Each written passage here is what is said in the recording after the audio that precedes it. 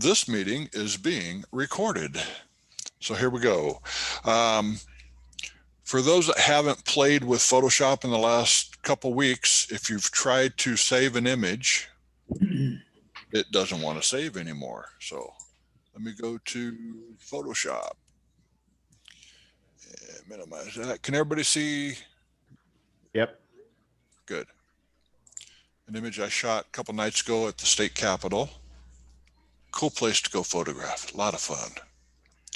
So if I try to, I'm going to make it a layered file so it's a PSD. If I try to go to save as, and I want to save this as a JPEG, click on the format. Hey, come on. There we go. And normally you come down here and you pick JPEG, but it won't give it to you anymore. So what I've done is I use save a copy, and I've also changed the keyboard shortcut so I could get there. And I can do JPEG, PDF, or whatever I want to do. To change the keyboard shortcut, all you have to do is go to Edit, Keyboard Shortcuts, down towards the bottom, right above Menus and Toolbar. And then you go to File, and then to save a copy. And I just typed in Command Shift S and hit OK. And that saves it. So it's no longer save as, it's now save a copy. So that's the fastest workaround. You can use export, which works as well. In fact, if you like export, there's all kinds of cool stuff you can do with that. We'll save that for another day, but that's the fastest way to change your keyboard shortcuts. So with that, I will stop sharing, and I am going to turn this over to Mr. Ken, who is our guest host for the day. Uh-oh. And hopefully he can get in and share his screen and all that good stuff. We didn't have a chance to set it up ahead of time. So Ken, it's all yours. All righty. Well, let's learn as we go here then, I guess. Okay.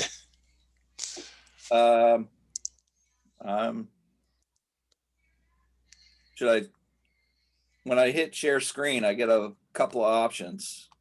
Okay. I would pick on Photoshop or hit share your desktop, either one. Photoshop works the best. All right, let's do that. Boom. Okay. Hey, all right. See something? We're up and running. I see something. All right. Michael asked me to talk about down here in San Diego. I do our newsletter, and I wrote about fixing your color with the black and white filter. Hopefully everybody's a little bit familiar with the black and white filter. And had I remembered to get all prepared for this, I would have picked something real quick and easy. But seeing as I'm not, and I kind of was trying to get my daughter's slideshow together for her banquet this evening, sports banquet. So yeah, life's fun. We went to Hawaii recently, so I'm just going to grab one of these and see if it opens up. That's it, pretty much straight out of camera. I'm just going to leave it be and open it in Photoshop. Now, this is what I'm talking about with the essential is you just go ahead and grab one of your black and white, and it gives you a default. Now with the default, it should it should give you, you know, a true black and white, but this doesn't really. I actually found a fellow that gives you a neutral black and white. So if you guys want to, I'll tell you what, I wrote a PDF up on this when I wrote it for our magazine. I actually provided Michael, I think, with the PDF file. So I can either provide Michael with the PDF file again, and or he already has it, and I'm glad to share that with anybody that wishes to have it. But somebody smarter than me went through and figured out these numbers for a neutral black and white. Anyway, we take this black and white, and let's see, I think we put it, was it on soft light? I'm totally trying to remember my notes now. I use this occasionally. But essentially, we're going to put this down here into, you know, overlay is pretty strong.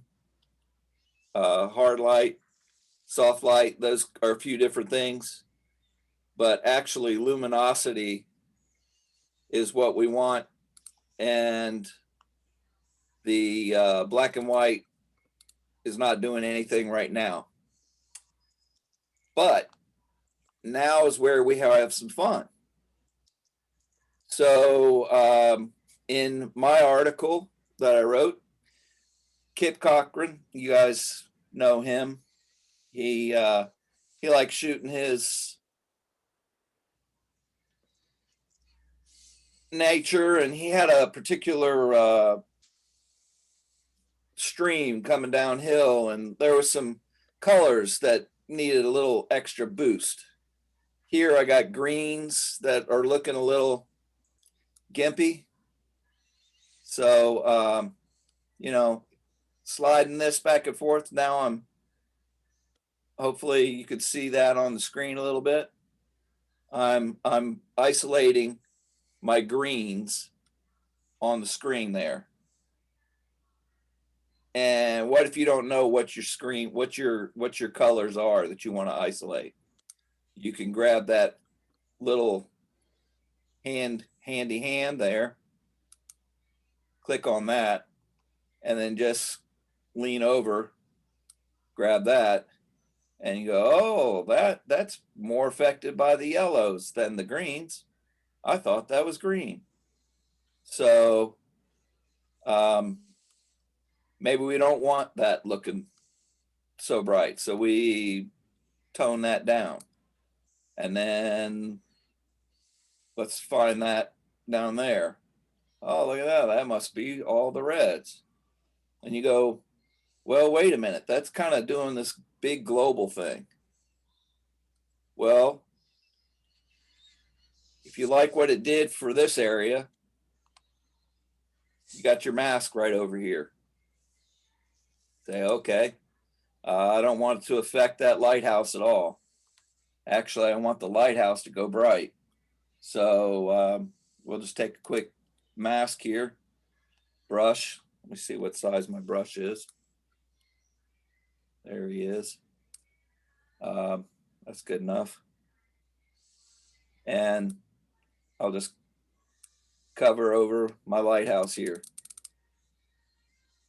I'll make everything fast and easy here. So my brush, 100% there. So there's the lighthouse. Definitely not any great mask. But now the reds are saved. Now this is just affecting the colors. Now let's zoom in here a little bit and want to pump up that lighthouse a little bit. So I'm going to make another mask, another black and white. And I'll put that to luminosity again. And now I'm just going to grab that little handy dandy hand and say, all right, where's that? Oh, look at there. It's all in the magentas. I want to get that a little brighter. And back up and see if it's, if it's affecting a whole bunch of other stuff. Let's make this mask all black now. And we'll take the handy dandy and we'll just make that white. And bing, that's covered. Let's do another one and pump up the, oops, we don't need another mask on that. We'll do another here, another black and white. And I forgot to put my neutral colors, but you can see how you can just keep building this up. And that's going to be down there to luminosity. And if you use this a lot, you could turn this into an action so quickly that you just, click your action. It throws up your, your adjustment layer, sets it to luminosity, and bang, you're off to the races. So let's check and see about these colors in here.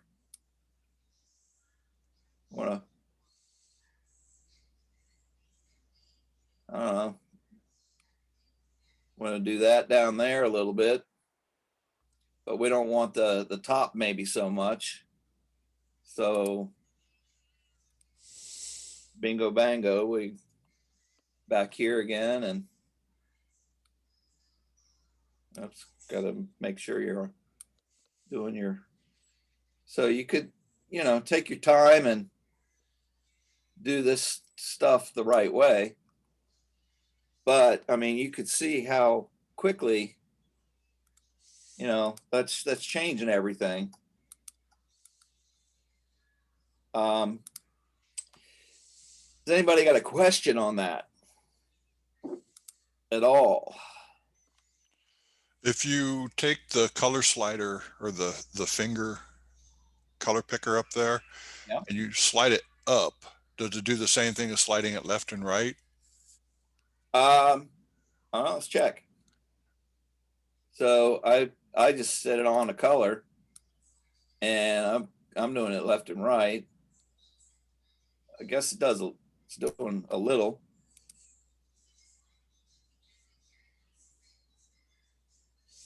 Come on.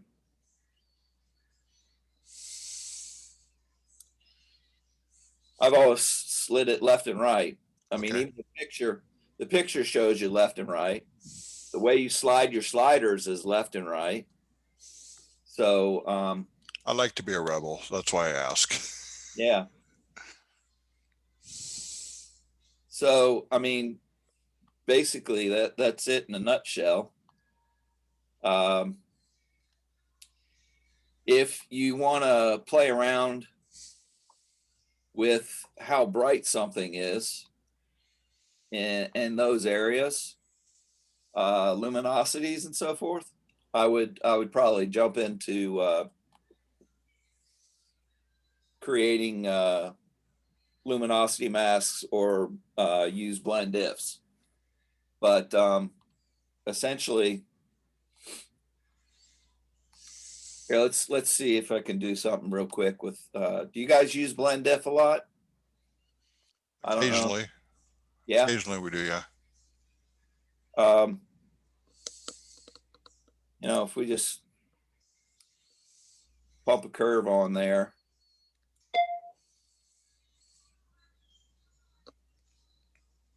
And, it's really heavy. I'd maybe slide that back just a bit, or if I wanted, whatever. um, do a quick, down the middle. Let's say if I had left this at full strength, you could see everything around this, this looks really bad. But if you bump into this blend if here, you can even take what's really bad and, start, you split your little slider here and you can slowly make things look a little softer. So hold the Option key to split the slider, or the Alt key. Option and Alt. Yeah. I'm a Mac guy, so Option and Alt, definitely. But, then of course on that one, I wouldn't necessarily use blend if on this particular case so much. Do you guys know how to pick up a basic luminosity mask? Luminosity masks seem to be a really popular thing these days. Let's just throw another one of these up on the, just for giggles. And just to show you how this works, if I click on here, this is the way it used to work. It's gonna make a liar of me now. I used to be, let's do this. Essentially what you're doing is, there, I did it that way. So I've selected the RGB channel by using Command and clicking on it. Now it's loaded it. Those little marching ants everywhere. I can come to my mask, any mask you can do this with. And I'll just hit Option Delete. Now I can drop my ants. And I will turn this to luminosity so we're not getting confused. But now I'm going to show you what that mask looks like. That's the mask. If I want the mask inverted, invert. That's the mask for this particular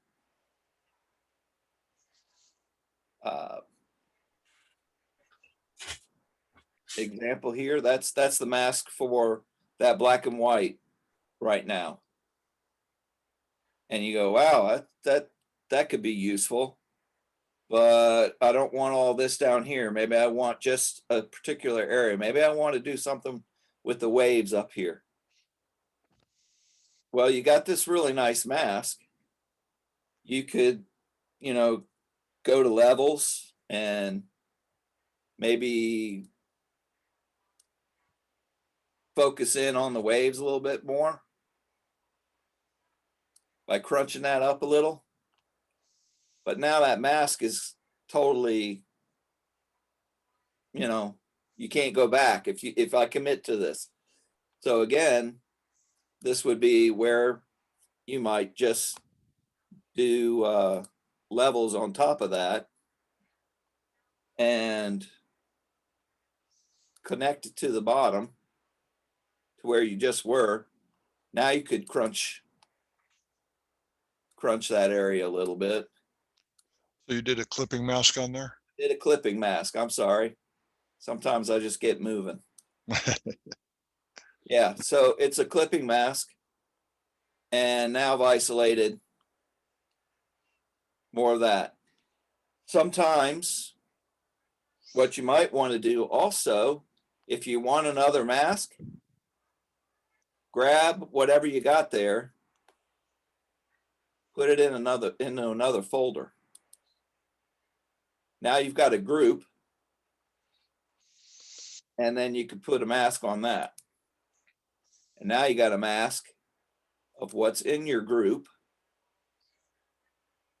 Even if we didn't have that levels, I mean, you can group one layer, give it a mask, and then you can come in here and just mask out whatever you want, nice or not so nice. But this has already got a mask on it. So if we go in there and we start playing with that, you know, it's isolating more of what we got. So if I turn that levels off, you can see what it's doing. Blue areas. Might be a little magenta in there. I don't know. But now I have that pretty mask is still there. That's the mask again. That mask hasn't been touched. I put on the levels. The levels is isolating the whites. This might be a spot where I want to use that blend diff. So I go into this, double clicking on that edge there. Maybe we want to you know, make this a little softer on how it handles that white area. So now that is a little tighter up there. Let's see if it'll show us. It's not doing what I was thinking it might do. But anyway, I was trying to show you in real time how much that levels is now. It's feathered instead of being so crunchy. Does that make sense? Yep. So that's where I would, you know, play around with blend diffs and so forth a little bit more. But anyway. So you make a new layer for basically each set of colors or color range that you want to go after, and do it little by little. That's what I found works best. If you try to hit, because let's say this was a fall foliage, and you got all these yellows and orange in your photo of your image, but then you've got grass, and you want to do something different with the trees than you do with the grass. Or, you know, when you've got people in your image, their skin can be adversely targeted when you're dealing with the foliage and the fall colors. So it helps. And since it's targeting literally just those colors, I mean, on this one, you know, and if you lose track of what you're talking about, like this one, we went after those blues down here. This one, you know, we went for the magentas, which was mostly the dead grass up in here. This one, we just kind of went after the grass, which turned out to be mostly the yellows. And we played a little bit with the red. So if you wanted to know exactly what you were targeting in each one, maybe you change your layer name. so you can keep track of what you were doing. But I can toss another one up here on top and call out what the numbers are for a total neutral. It's a 30 red, 89 yellow, 58 green, 70 cyan, 11 blues, and 42 magenta. You can always take a screenshot of that, guys, before he takes it away. Save time. Yep. But like I said, if you're one that likes to read more than follow this, I don't know, it's different strokes for different folks. I like sometimes to have the written information right in front of me, read the article. How do you save it as a preset? So I've got this set up right there. You go to your little, up in the right hand side, looks like a stack of papers, and you can save black and white preset and then name it whatever you want. Thank you. And then you'll just go in there and name it, and there it is. You can see that's the only one I have in my black and white. They don't, go to brushes. Nope, don't have any others in that one either. Must be updated Photoshop recently. They got to go find them all again. Make sure you save all your presets every once in a while. Yep. Well, I know I have them. It's just a matter of, every time Photoshop updates, they make you go find them again. Oh, cool. Thank you, Ken. I appreciate that. Thank you. And I'm glad to do it. I'm sorry I didn't get a couple more. I mean, if you really wanted me to, I could go and find a couple more pictures. And I know I had some fall foliage in my my nephew's wedding this last. Does anybody want to see this shown again? You can hit the chat. I got some, let me see.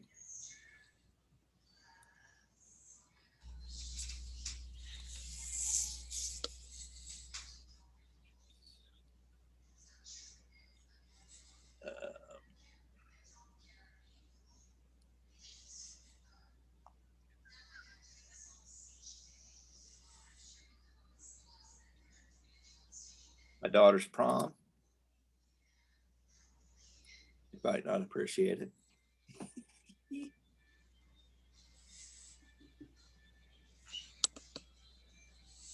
Isn't she cute? Good girl. How did she come out of you looking like that? I tell you, she takes after her mama. I guess so. Mm-hmm. An image like that. This was a funny story. He goes, "Dad, I've been asked to the prom." And I said, "Yeah, when is it?" "This Friday." So this is why women hold on to their bridesmaid dresses. That was Mommy's bridesmaid dress from 20 years ago. And she's, we were talking and she said, "Oh, that would be so then we put that to the neutral, and then we put that on luminosity, and now we can pick those blues, make that as dark or bright as you want it. It's affecting his tie a lot, so you know, we'd go into that mask there. And we would just zoop, and this tie is not affected anymore. Maybe we want to, I mean, if you wanted to do everything in one thing, you could. Those brights in the background, those are, you know,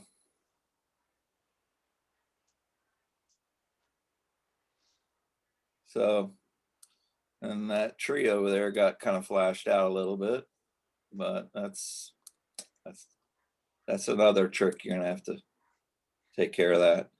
But On fortunately, that's not affecting their skin tones that much right there.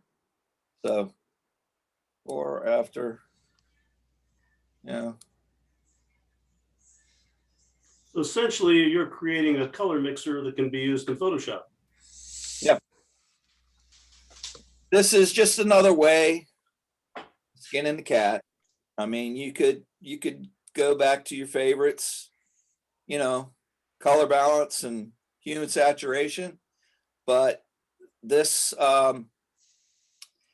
it's a slightly different nuance. You got all of these, you know, you've got your red, green, blue, which is your you know, RGB color light, and then you've got your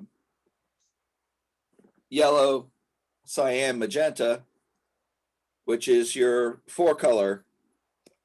You guys ever looked at let's see if we do color balance. You ever notice that cyan is the opposite of red and magenta is the opposite of green? You got RGB here, CMYK without the K. So this was the print world that I come from. Cyan, magenta, yellow, but they're so, you know, they're the opposites. So, you know, that's just something to know about when you're going for a color or something. You know, go, hey, where are we here on this? You know, if we come over here, now we're affecting everything globally. Whereas before, I was able with the black and white to kind of adjust more specifically. See where that might be a little more, you know, there we're doing everybody. You know, here we're affecting everything, all your midtones. doing it more globally than you are Yeah, I painting mean, just select here, areas. the whole image is going wacko. So, but yeah, this was just kind of a nice little find. I recently had my knee replaced, and I'm doing great. But you know, when you got your knee up in the air, I'm sitting there on YouTube flipping through these obscure Photoshop geeks. And you go, oh, I wonder if this has any validity to it. And oh, let's see. So I, you know, I sit there and watch the 30 minutes of his dribble trying to explain to everybody for that 30 seconds that he actually tells you something worth hearing. So I've seen a few of those videos. yeah. So fortunately, my knee's feeling a lot better now. I can get back to actually doing some work. Cool. Well, thank you, kid. I appreciate that. Oh, you're welcome. I hope that was helpful to people. Any questions out there? Want to throw them in the chat or yell them out? You're more than welcome to. Going once, going twice. Okay, I'm going to hit the stop record button.